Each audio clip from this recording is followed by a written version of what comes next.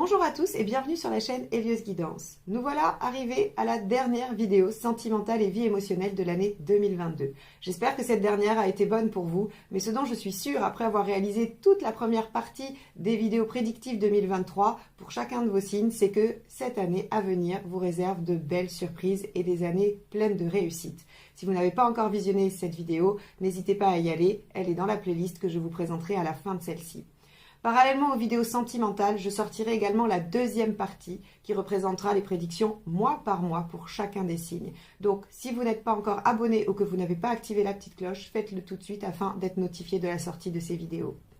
Je vous invite également à aller visiter mon site internet elieusguidance.com afin de voir tout ce que je peux vous proposer. Il y aura les rendez-vous que vous pouvez prendre avec moi, comme les formations en autonomie ou en visio. Et il y aura également la proposition du bon cadeau de Noël que j'ai sorti pour le mois de décembre. Je vous remercie en tout cas d'avoir suivi Élieuse Guidance toute cette année ou de vous être nouvellement abonné. Je vous souhaite une excellente année 2023 et je vous laisse avec votre tirage.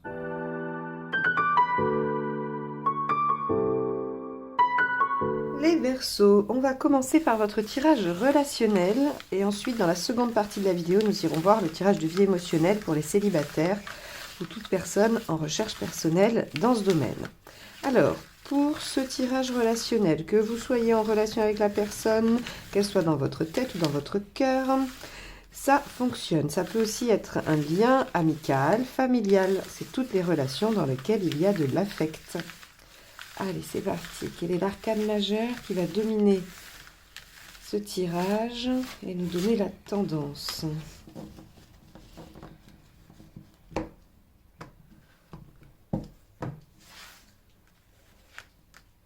L'ermite. Alors, avec l'ermite, on prend un temps de réflexion, on essaye de regarder dans le passé si ce qu'on a fait jusqu'à présent peut nous servir. Alors, nous servir de leçon dans le sens où, en extrayant le sens de nos actions ou le sens de ce qui nous est arrivé, on peut arriver à intégrer des choses comme étant bonnes pour nous, mauvaises pour nous, des actions qui nous plutôt qui vont dans le bon sens, d'autres qui nous amènent des situations compliquées. Donc on fait vraiment un tri. L'ermite, il éclaire son passé de sa lanterne pour comprendre ce qui s'est passé et ne pas reproduire si ça a été dommageable et au contraire pouvoir se servir à nouveau de ce qu'il a déjà mis en œuvre si ça a été positif pour lui. Donc on va voir comment dans la relation, le fait de regarder en arrière peut vous être utile à tous les deux pour avancer vers ce qui vous attend et vers la suite de la relation. Allez, c'est parti. On va aller voir l'état d'esprit du partenaire.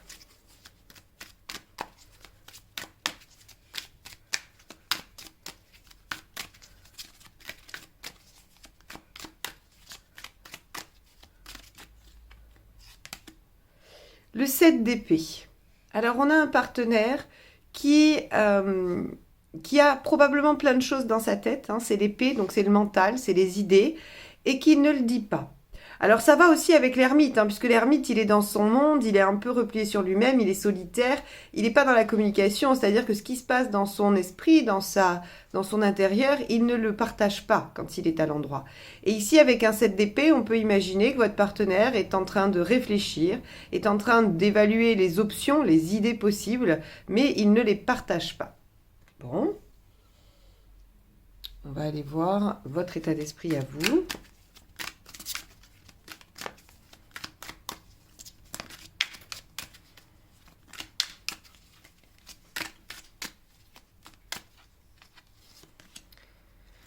La lune. Ok, bon, vous n'êtes pas plus bavard finalement. La lune, encore une fois, c'est un travail d'introspection, c'est un retour sur soi, c'est une remise en question. Je pense que sur cette fin d'année, vous en êtes tous les deux à une phase de remise en question sur la relation ou sur vous dans la relation. Avec l'ermite, le 7 d'épée et la lune, il ne doit pas y avoir beaucoup d'échanges. Peut-être même que vous êtes chacun de votre côté, alors comme on dit, en séparation ou en silence radio. Quoi qu'il en soit, la communication semble être un petit peu difficile. Mais il y a du travail intérieur, hein, entre l'ermite, la lune et le 7 d'épée. Il y a de la réflexion, il y a de la recherche de ce qui se passe, de la compréhension. Donc, ça ne veut pas dire que c'est négatif, hein, ça veut juste dire que c'est pas sur le moment d'extériorisation, de communication. Alors, on va aller voir justement quelle est la problématique.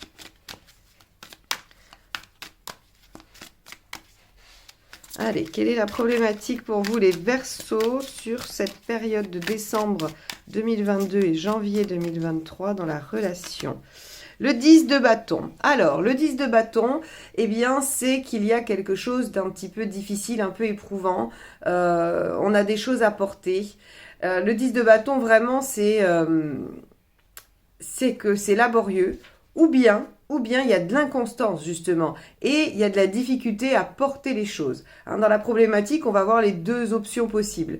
Puisque ce 10 de bâton représente quand même quelqu'un qui fait des efforts, qui essaye d'aller au bout, d'arriver à...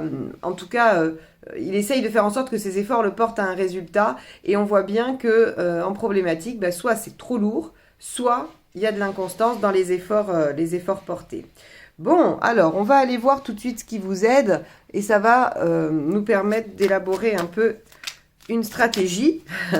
Alors, une stratégie au sens positif du terme, hein, c'est-à-dire une ligne de conduite, comment faire ou agir. Allez, qu'est-ce qui aide dans cette situation ? Qu'est-ce qui aide dans cette situation? On a le valet de bâton. Ah, intéressant. Le valet de bâton, c'est celui qui est plein de potentiel pour développer quelque chose qui l'enthousiasme, mais il a aussi conscience que s'il ne se remet pas en question et qu'il fonce tout droit uniquement grâce à son énergie, eh bien, il ne va pas arriver au résultat escompté.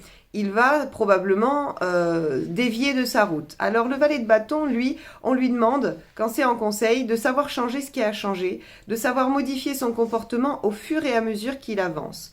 Donc ici, on vous dit que peut-être la direction que vous avez prise, la façon dont vous avez agi, et je parle de vous deux jusqu'à présent, n'est pas la bonne et ne vous amène pas vers cet aboutissement du 10 de bâton. C'est-à-dire que, vous savez, c'est comme si vous aviez pris un chemin ensablé et que vous continuiez à faire des efforts pour avancer sur ce chemin, mais ce n'est pas le bon, il ne vous mène pas où il faut et en plus il vous ralentit. On a vraiment cette image-là. Hein. Donc ici, des difficultés à aller au bout, on va dire à réaliser, à mettre en œuvre des choses, mais en même temps c'est pas très étonnant parce que visiblement il y a avec le valet de bâton des choses à modifier. Alors on va aller voir ce qui n'aide pas.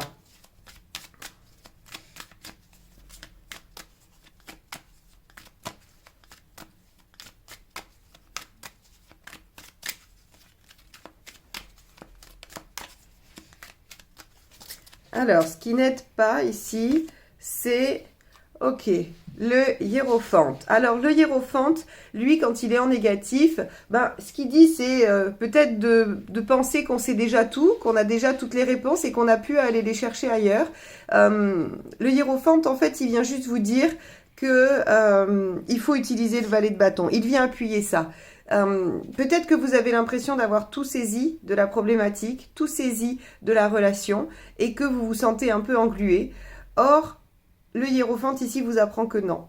Il vous apprend que si vous essayez de voir les choses sous un autre angle, que vous essayez peut-être de prendre conseil ou de lire des choses sur la question, sur ce qui se pose comme problème entre vous, si vous essayez, je sais pas moi, d'écouter des vidéos sur cette problématique-là ou que vous parlez à d'autres personnes, vous allez avoir des ouvertures, des choses qui vont commencer à s'ouvrir et qui vont vous montrer qu'il y a d'autres voies que celles que vous avez empruntées. Donc ici, on vous dit de ne pas demander de l'aide, n'est pas une bonne chose pour vous, ne vous aide pas à progresser.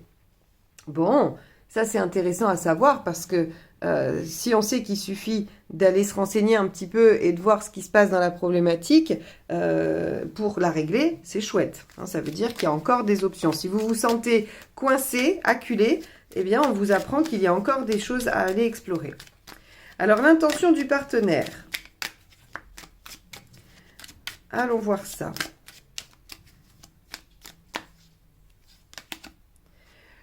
Le mât. Alors avec le mât, encore une fois, deux options. Le mât, c'est celui qui quitte tout pour se suivre lui-même. Alors effectivement, dans une relation, on peut supposer que peut-être le partenaire aurait envie de tout lâcher, de tout quitter, pour partir vers une nouvelle aventure. Mais le mât peut aussi signifier un renouveau, un nouveau départ dans la relation.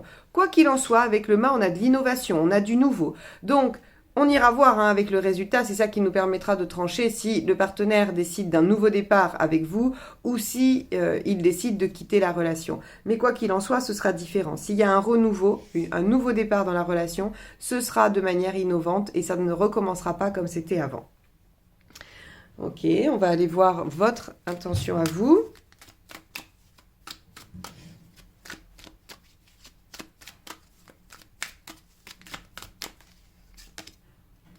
La justice, c'est aussi quand même un arcane majeur. La justice, c'est prendre une décision, mettre de l'ordre, trancher, se faire entendre également. Donc, de toute façon, vous avez décidé, à la fois vous et le partenaire, de régler le problème. Très bien. Peut-être que vous ne savez pas comment, mais vous avez l'intention de régler ça. Ok. Alors, où est-ce que vous en êtes à la fin ?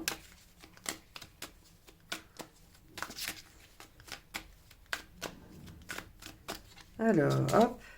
Tempérance, super. Tempérance, vous trouvez un équilibre, des compromis, vous discutez, il y a de l'échange. Donc, vous voyez bien comment au début de la période, vous êtes chacun dans votre coin à réfléchir au problème. Vous trouvez ça un peu trop lourd, un peu trop laborieux.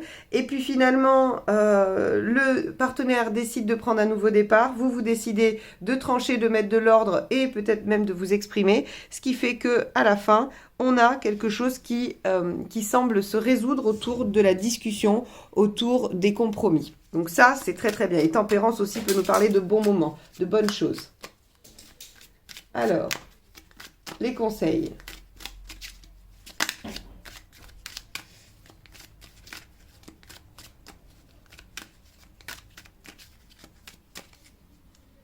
Premier conseil, la reine de bâton, hein, qui vient juste confirmer que vous pouvez utiliser la justice. Affirmez-vous, dites ce dont vous avez besoin. Ne restez pas soumis ou soumise à ce qui se passe dans la relation. Ce n'est pas la bonne solution. Il faut vraiment modifier les choses avec le valet de bâton et s'exprimer avec la justice. Donc la reine de bâton vient vous donner ces deux énergies-là. Donc on est bien d'accord qu'il faut s'exprimer. Deuxième conseil.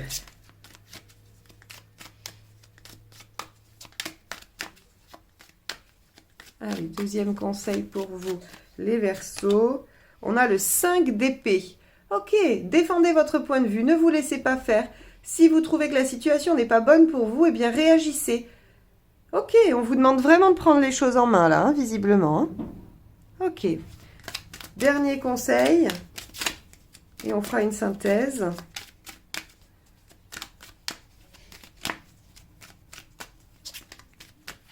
Hop. L'arcane 13. Ok. Prenez un virage à 90 degrés. D'accord? L'arcane 13 en conseil, elle vous dit de changer les choses. Elle vous dit de ne pas continuer comme ça. Elle vous dit, voilà, changez radicalement votre destination. Et encore une fois, ça se rapproche du valet de bâton qui vous demande de changer d'attitude, de modifier ce qu'il y a à modifier. Donc ici, l'arcane 13 n'est qu'un conseil, hein, vraiment. Alors, elle pourrait vous conseiller de partir si on avait une autre tonalité. Hein. Elle pourrait vous conseiller de terminer la relation si on avait autre chose ici. A priori, j'aurais tendance à dire non. Il y a vraiment un sentiment de solitude qui est assez grand. Un sentiment d'éloignement, d'enfermement dans cette relation où finalement personne ne sait comment régler le problème, comment laisser ce fardeau, ce truc un peu lourd que vous portez. On vous dit très clairement, ne pensez pas que vous avez tout compris et que vous savez tout sur la solution. Il y a encore des choses à aller explorer, modifier ce qu'il y a à modifier. Il y a la possibilité de se positionner, de trancher et de prendre un nouveau départ. Et ça vous amène à quelque chose d'un peu plus équilibré, de plus doux pour cette fin de période. Affirmez-vous, défendez votre point de vue, ne vous laissez pas faire et changez radicalement d'attitude ou la donne. C'est ce qui vous permettra d'accéder à quelque chose de plus épanoui, de plus harmonieux. Donc voilà pour vous les Verseaux sur ce tirage relationnel. Alors, on va aller faire le tirage de vie émotionnelle pour les célibataires. Alors, pour ceux qui sont en relation, hein, n'oubliez pas d'aller voir la vidéo de votre partenaire, du signe de votre partenaire, pour avoir un peu plus de détails sur son état d'esprit, sur ce qui peut bloquer également. Hein. Allez, on y va. Vie émotionnelle des Verseaux.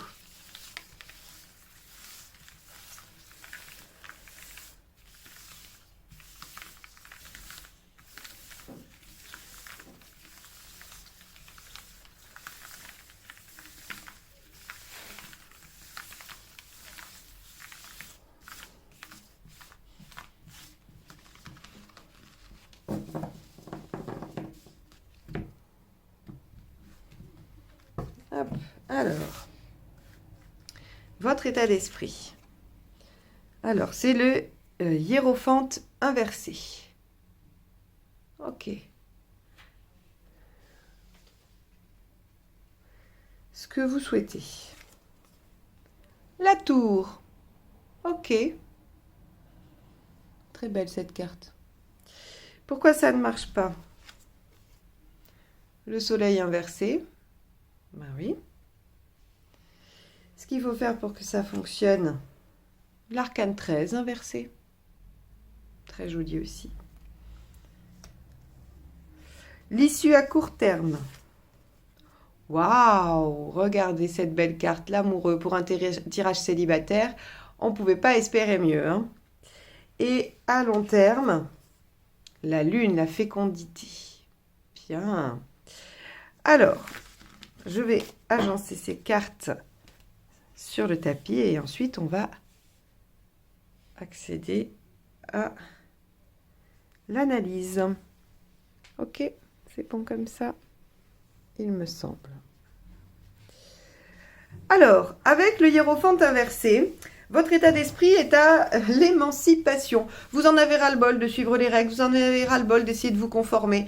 Le hiérophante inversé, il faut savoir que une fois qu'il a intégré les concepts, les dogmes, les idées, eh bien, il en a fait une espèce de synthèse intérieure pour lui, avec sa propre expérience, et donc il en sort finalement sa propre philosophie. Et donc il s'émancipe, il s'éloigne de ce qui est dogmatique. Et c'est pour ça que ça reflète l'émancipation, le fait de ne plus rien demander à personne. Vous ne voulez plus demander l'autorisation, vous ne voulez plus correspondre à ce qu'on attend de vous, vous avez juste envie de vous suivre vous-même. Alors évidemment, ça va bien avec la tour dans ce que vous avez envie, puisque la tour c'est j'ai envie de tout bousculer, j'ai envie de prendre des risques, quitte à tout perdre, j'ai envie d'aller me mettre un peu en situation de... j'allais dire de danger, pas vraiment, mais vous avez envie de risquer un peu, et puis surtout vous avez envie de tout bousculer. Parce que, visiblement, jusqu'à présent, soit ça ne marchait pas, soit ça ne vous allait pas. Alors, pourquoi ça ne marcherait pas? Avec le soleil inversé, on vous dit, mais vous n'êtes pas assez ambitieux. C'est-à-dire que dans votre envie de tout révolutionner, vous voulez peut-être révolutionner qu'un tout petit peu, qu'un tout petit bout. Or, il faut peut-être tout changer, tout révolutionner dans votre vie sentimentale, affective et émotionnelle. Et pour ce faire, eh bien, il faut amorcer le changement, la mort inversée. On vous dit très clairement qu'il faut commencer par faire des changements, peut-être lents, en transitoire, mais des changements profonds. Des changements qui vont amener à une réelle transformation de votre perception ou de votre façon d'être. Donc ici, on voit bien que votre problématique, c'est d'aller dépoussiérer un peu cette vie émotionnelle et sentimentale, c'est d'aller mettre un coup de pied dans la fourmilière en disant, voilà, c'était comme ça jusqu'à présent, peut-être que j'attendais ça parce que je pensais que c'est ce qu'on attendait de moi, et j'ai envie de faire uniquement ce qui me convient, ce qui me plaît. On vous dit également qu'il va falloir viser plus haut, qu'il va falloir être un peu plus ambitieux et que peut-être il va falloir aussi être plus enthousiaste à l'idée de faire ça. Puisque le soleil inversé, il a quand même un petit côté un peu triste.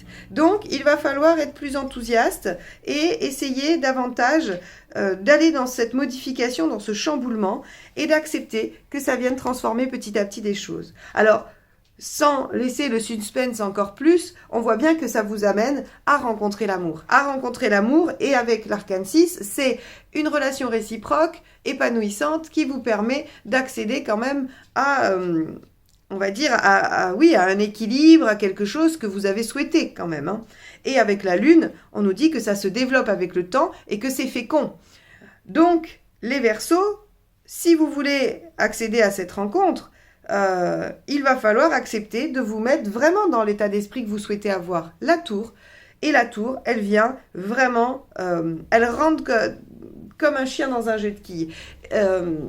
J'imagine que peut-être vous allez être obligé de vous lancer, vous dire allez hop, je sais pas, hein, je vous donne un exemple, vous n'êtes pas obligé de faire ça, mais si vous voulez rencontrer quelqu'un, vous dire voilà, ce soir je vais à tel endroit et je m'oblige à adresser la parole à quelqu'un, ou je m'oblige à demander le numéro de téléphone à quelqu'un. Il y a un peu de challenge avec la 16, avec la tour, hein. On se pousse, c'est-à-dire que vraiment on se met au défi d'eux. Donc vous avez envie de ça tombe bien parce qu'on vous dit mais allez-y à fond, parce que justement, si ça marche pas, c'est que vous jouez trop petit encore. Alors, essayez d'aller connecter avec toute votre puissance intérieure, tout votre enthousiasme intérieur, pour aller vous challenger sur votre vie émotionnelle. Alors, pour les personnes qui sont célibataires et qui ne veulent pas spécialement rencontrer, ou les personnes qui sont en recherche, ça peut aussi vouloir dire d'aller vous chercher là où il y a des failles, là où vous avez été toujours d'une certaine façon. Vous pourriez vous dire, par exemple, vous êtes moi je sais pas, vous êtes en relation amicale ou quoi, et vous pouvez essayer de vous forcer à ne pas agir de la même façon que d'habitude. Vous dire, ben là par exemple, je me serais vexée, ou là ça m'aurait fait de la peine, je vais essayer de travailler sur moi pour que là je puisse réagir différemment. Challengez-vous sur votre façon d'être en relation. C'est vraiment le concept de ce tirage. Et on vous dit que le résultat, il est superbe, il est exactement ce que vous voulez, l'épanouissement ou la rencontre. Donc ça vaut le coup. Et finalement, cette intuition de la 16 ici, parce que c'est quand même ce que vous voulez, donc ça veut dire que vous le sentez au fond de vous, cette 16. C'est pas le conseil. Le conseil, c'est d'accepter que les choses se changent petit à petit, profondément et intérieurement. Mais ça, c'est vous. Et on vous dit finalement, suivez cette envie. Mais allez au fond de cette envie, allez-y au bout. Réalisez-la pleinement. Challengez-vous vraiment, réellement et puissamment. Voilà pour vous les Verseaux. J'espère que ce tirage vous aura donné quelques clés de compréhension, qu'il aura été aidant pour vous. Allez voir votre ascendant, la vidéo de votre ascendant et de votre signe lunaire. Ça vous aidera aussi à avoir d'autres conseils et à faire comme une synthèse de tout. En tout cas, je vous souhaite une bonne période, une belle rencontre avec vous-même ou avec quelqu'un. Et n'hésitez pas à venir me le dire dans les commentaires, je serai ravie de vous lire. Je vous dis à très bientôt pour de nouvelles guidances. Bye bye.